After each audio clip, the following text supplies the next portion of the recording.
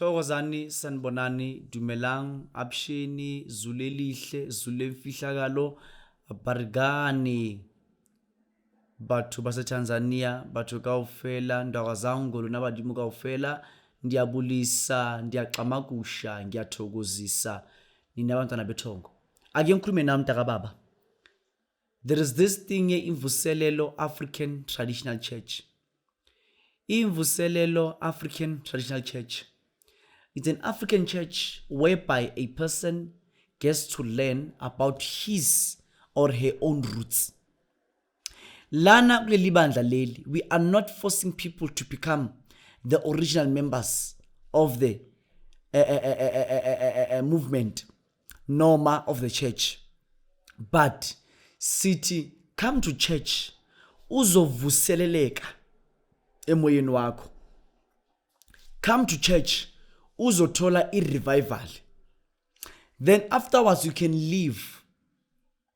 Even though you don't become a member, even though you don't come again ever in your life, but just come ukuzovuseleleka. Because of this spiritual home. It's not a church by any means, but it's a spiritual home. So by registration it's a church. Kodwa yona it's a spiritual home for black African people to mainly have a right and knowledge ngendlela yabo yesintu. This is a church where we practice Africanism in a high spiritual realm. This is the church where we practice ubungoma, ubunguni, ubundawo. Lano ke libandla leli sivumela abantu abazinyanga, abantu abaprofeti, abantu abazimboni, abantu abakwantu abaphiwe ngendlela yobungoma ukuthi beze la enkonzweni bazokhonza nathi. Umoya wabo uvuke, kuvuke amathonga, kuvuke amadlozi, kuvuke abantu abadala, bazikhulumele ukuthi bona badingani, bafunani, yingani impilo yakho inzima, kungani impilo yakho ingekho mnandi. Yileli bandla leli le imvuselelo African Traditional Church. Imvuselelo African Traditional Church, it's a church yemihlola. It's a church yezimanga. It's a church evusa umuntu kuthiwa umuntu uselihlanya. Umuntu avuke. Mekuqeda kuvuka umuntu athandaze, ubona umuntu okade elahlekile ingqondo sekumthandazeli wabantu. Uma ngale isidakwa sishintsha sekutshwala umuntu kuba umuntu kamoya. I'm talking about imvuselelo African Traditional Church, of which isonto elingena each and every Sundays Orange Farm, ofisini kamkhuloti la asebenzela khona. Ila khona imvuselelo African Traditional Church ingena khona. Siyakhonza, sivula inhlanhla zabantu, sikhangisela abantu, sikhulula abantu, siphakamisa abantu rightly kuleli bandla leli.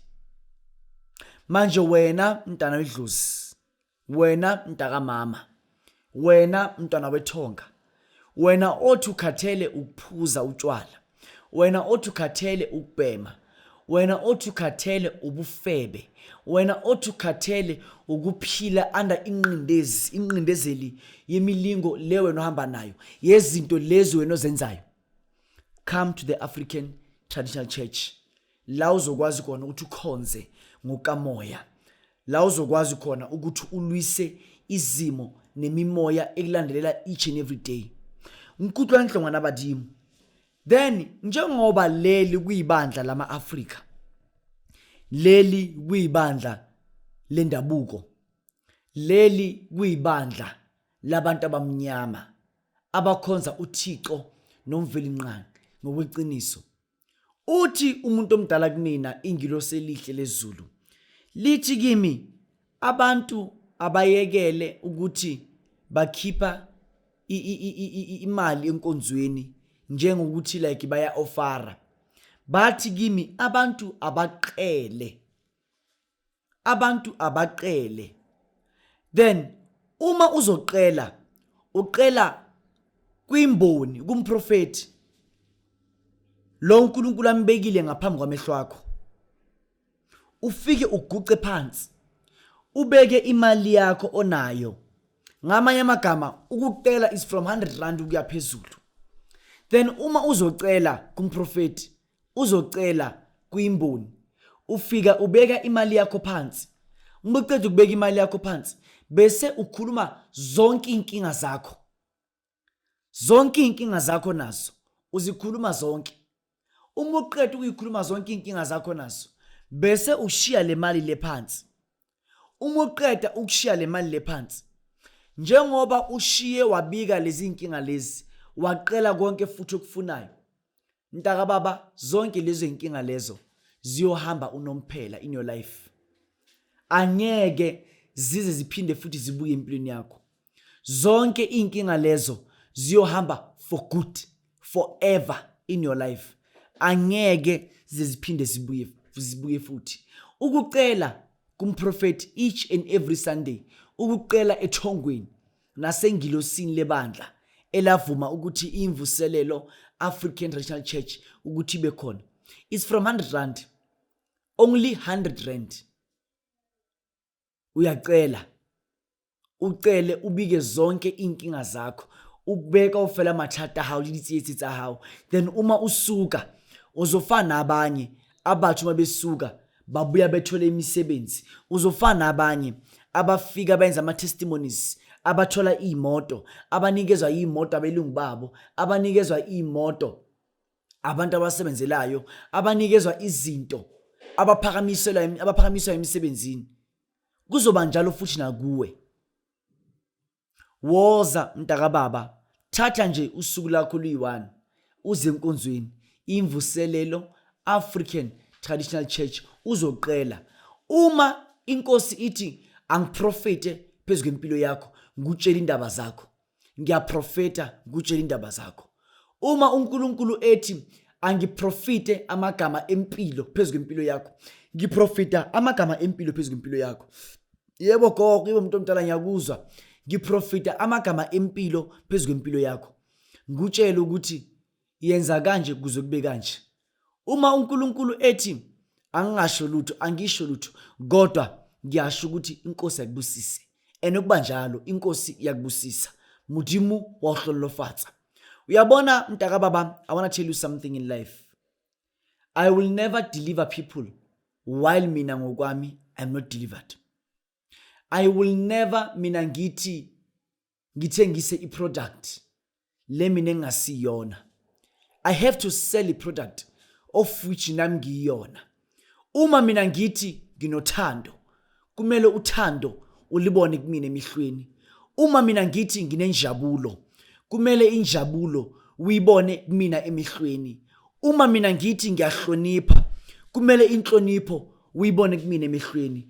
I will never say I have respect, kodwa ngingenayo respect, ngidelela. Uma mina ngithi ngikhulula abantu ezimeni zobumnyama, mina kumele by myself first ngikhululiwe ezimeni zobumnyama. Mina uma ngithi ngilapha abantu abagulayo, kumele ukuthi ngibalaphe mina ngilashiwe. Akithi bikibuya le mang.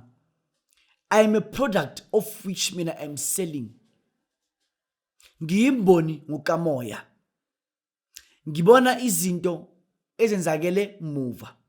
Ngibona izinto esazokwenzakala ukuya phambili. Ngibona izinto ezenzakala presently, currently, in this time. Ngibona izinto esazokwenzakala emva kweminyaka.